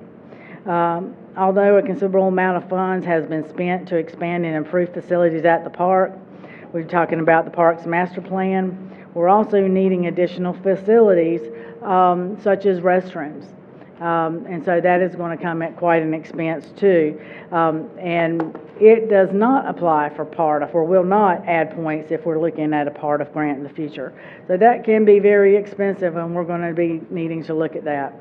Looking to the future and taking steps to provide for well-being of our citizens is fundamental to an effective government and management of a town. The 18-19 recommended budget provides services to Wendell residents in an open and physically responsible manner. The budget attempts to hold down expenditures wherever possible, but at the same time recognizing the need of the community, a need of a diversifying and growing community. Staff has worked diligently to present you with a balanced budget which will meet the needs of our citizens. I would like to express my appreciation, as each and every year, of having the honor to work with town board, with working with town staff, department heads, and Butch Kay has just been fantastic to work with. There's no one more creative in bringing forth a balanced budget than Butch. He's done a wonderful, wonderful job. Again, I'd like to thank you. Be glad to take any questions you have now, or we could wait till after the public hearing, either way. Okay. Does anyone have any questions? Okay. Public hearing is now open. If anyone wishes to speak, comment about the budget, step up. I want to remind you during the public hearing that you get 5 minutes to speak. Only 5? You get 5. Okay. More than last time. Yep, okay, well, I'm Regina Harmon. I live here in the Wendell area. I own 2 businesses, for those of you that might not have been here earlier. The budget, yes, it's always a hard thing to put together, and it's greatly appreciated, the hard work that the town staff does to do this and balance it, and there's so many parts to it. There's economic development, there's the housing industry, there's the park and rec, there's just a lot of pieces to the puzzle. But, you know, everything that you do, you need to always keep economic development in your mind. You know, you don't want a lot of government, but you do want a lot of economic development and opportunities brought to your community. So when people move here, they have opportunities, whether it's your park and rec or just the businesses. Businesses want to invest in a town that they know they're going to get something back from. And that's from the amenities that you guys offer, as well as the housing industry. So with that being in mind, I just want to make sure that we're using the resources that we have out at our park and rec. That's always near and dear to my heart. I think Jeff Pulaski is one of the best park and rec managers I've seen, and I deal with a lot of towns. I mean, I deal with towns all over. And he's brought a lot of great opportunities to our community, like the Princess Party, like some of the movie nights, the Trick or Treat Trail, first Friday night that we used to do. We haven't done that in a while, but the Art Walk was a huge success here recently. So was Big Truck Safety Day and all that. Those are all economic development opportunities that we can do for our community and our town. I just want to make sure we're doing more. You guys just spent $500,000 on a multi-purpose facility out there, multi-purpose field. I've been out there and I've looked at it. I encourage each of you guys to go out there before you have your next budget meeting. Again, if this is the first open forum for somebody like me to speak, you know, I would have come to the last one, but I was unaware if you had one. This may be the first one. But with the multi-purpose field out there, I've been told several times that we weren't going to use it until this year. We finished it in October of last year. We put down sod. Everything I know about sod and every question I've asked since then, sod laid properly, you'd be able to get on that field within just a couple of months. If you go out there and you look at that, there's gaps a 1/4 inch wide. It's not usable right now. If it's going to be usable this year, something needs to be done about it now, and I hope that you guys have put this in your budget, because one of the things we're missing out on is maybe a larger soccer organization coming to our community that might bring thousands of extra kids, because right now we have several soccer companies that are out there looking for property. Maybe another a lacrosse. I know of a lacrosse organization that's looking property to use. These are all avenues to make resources for y'all, economic development for not only the town, but also the community. You know, Frisbee golf, that was brought up earlier. We've had that now for several years, that disc golf out there. I'd like to see more tournaments out there for that. Again, Jeff is one of the best park and rec directors I've ever seen, and I deal with a lot of them. But there is a lot of opportunity we are missing out there, and the number one opportunity is that $500,000 multi-purpose field that y'all have put out there that is non-usable at this point. Now, Ms. Piner's going to get back up here afterwards, and she's going to say she's looked into it, and she's going to say that she's, you know, it's going to grow together and all that. But there are gaps, and I worry about kids with sprained ankles. You got to do more than just let it grow in. Y'all are going to have to cover it with sand. You're going to have to do something, dirt, bring it in, relay sod, and if it wasn't laid properly the first time, can we look into why, and maybe they can pay to get it fixed. Those are just some issues because we are missing out on some economic development opportunities. Other than that, you know, you guys have done an amazing job balancing this budget from the police department on, but I have said over and over again that the Park and Rec is our number one resource for our community, and I'll continue to say that because there's so many opportunities that we can do over there that we're not doing.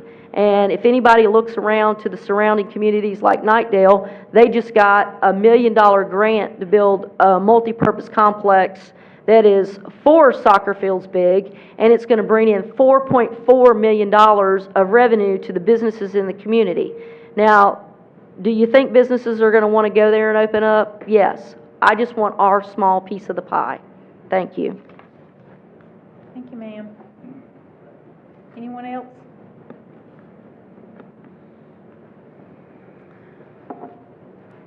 Right. Public hearing is now closed. Gentlemen, do we need another budget work session? Are you ready to get this on the agenda for next time. Mayor Gray, I'll be honest with you, I am at a conference on the 12th, which is our first meeting in June. Okay. That does not mean you guys cannot approve without me. I would love to hear when we did it, but I will be gone that day. I've communicated with Town Manager Piner, and I'll continue to communicate with you guys if I have any concerns or issues at all, but Okay.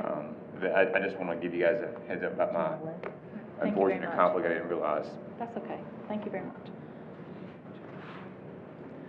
So what's y'all's pleasure? What do y'all want to do? Do you have any, if there are no questions, do you want to set it for the next meeting?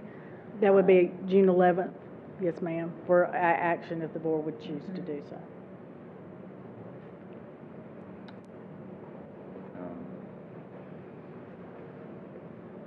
Well, I put it on there. I haven't heard not to. I don't know what else to do.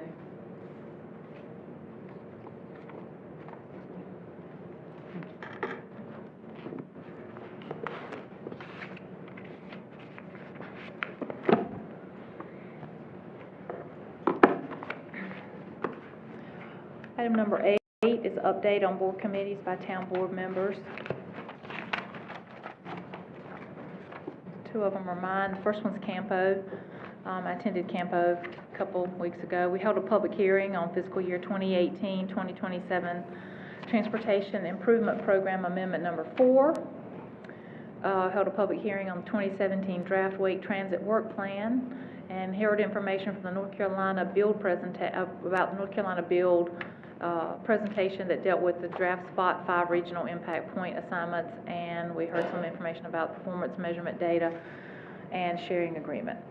I also attended the conference table, which was held in Raleigh at the Residence Inn. We heard a presentation from their Director of Public Relations and International Tourism, Mr. Scott Peacock, and he shared some of his group's strategies that focus on growing foreign individual trade market, and discuss the size, scope, and method of the target methods, sales, marketing, and PR efforts that his department oversees, and what opportunities will be lying ahead for Wake County from the growing international tourism trade.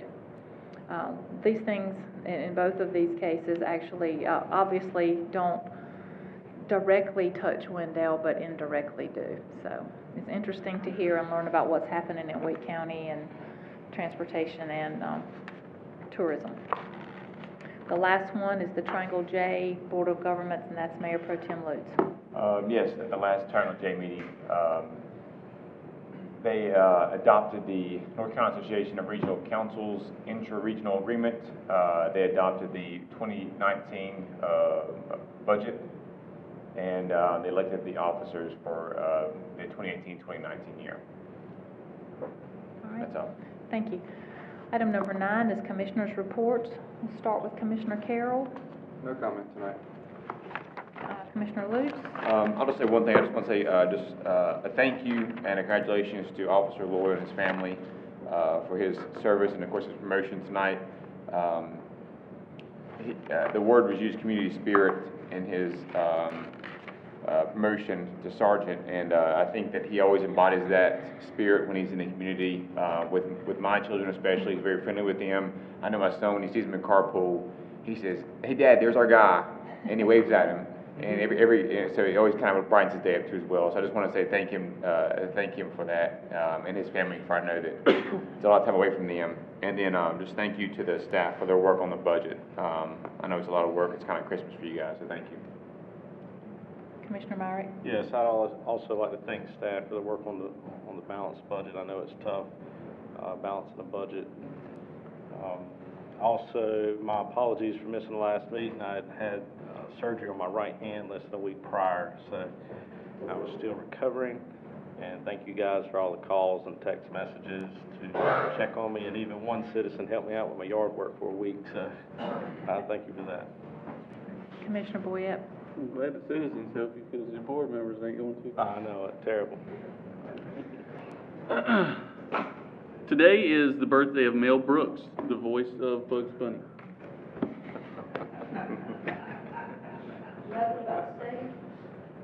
No, nothing about steak. What are you talking about? Is that it? That's it. Okay. Commissioner Joyner. Madam Mayor. I want to say a lot of good stuff going on around town. I think the most recent thing in town I went to was the follow-up to the Strings of the Arts Walk with the auction. Once again, a well-attended event. It's cool to see all those paintings of places you recognize so close to home. I'd also like to acknowledge that sometimes when you work with people, things get tense. And when you work on issues that you just disagree on, you sometimes just have to disagree on them. And I was attempting to describe the policy and the process that got us here. That in no way is a reflection on my thoughts on any member on this board, specifically the mayor. She does an amazing job in leading us. I had a position that I needed to take, and that's the position I took. And that's that. We talk a lot about economic development. We talk a lot about a lot of things that we're trying to do and trying to get in downtown. I think everyone wants a vibrant, beautiful downtown area. I was happy to hear late last night the North Carolina General Assembly dropped their budget, and among the 267 pages of budget text that I got great joy out of reading between last night and this morning, there's one line that says that the Department of Commerce shall, which is a cool word in government. Anytime it says shall, that means they're going to do it. But the town of Wendell was awarded $50,000 in unrestricted funds from Commerce to do downtown revitalization. So that's in addition to everything you've heard tonight. This is new money that we found out about today. I'd like to thank all our friends at the General Assembly that work with us to help us secure that money. But like I said, that just came out this morning. So $50,000 that we will have for downtown revitalization on that corridor. And I'm happy to see that come and look forward to putting it to good use.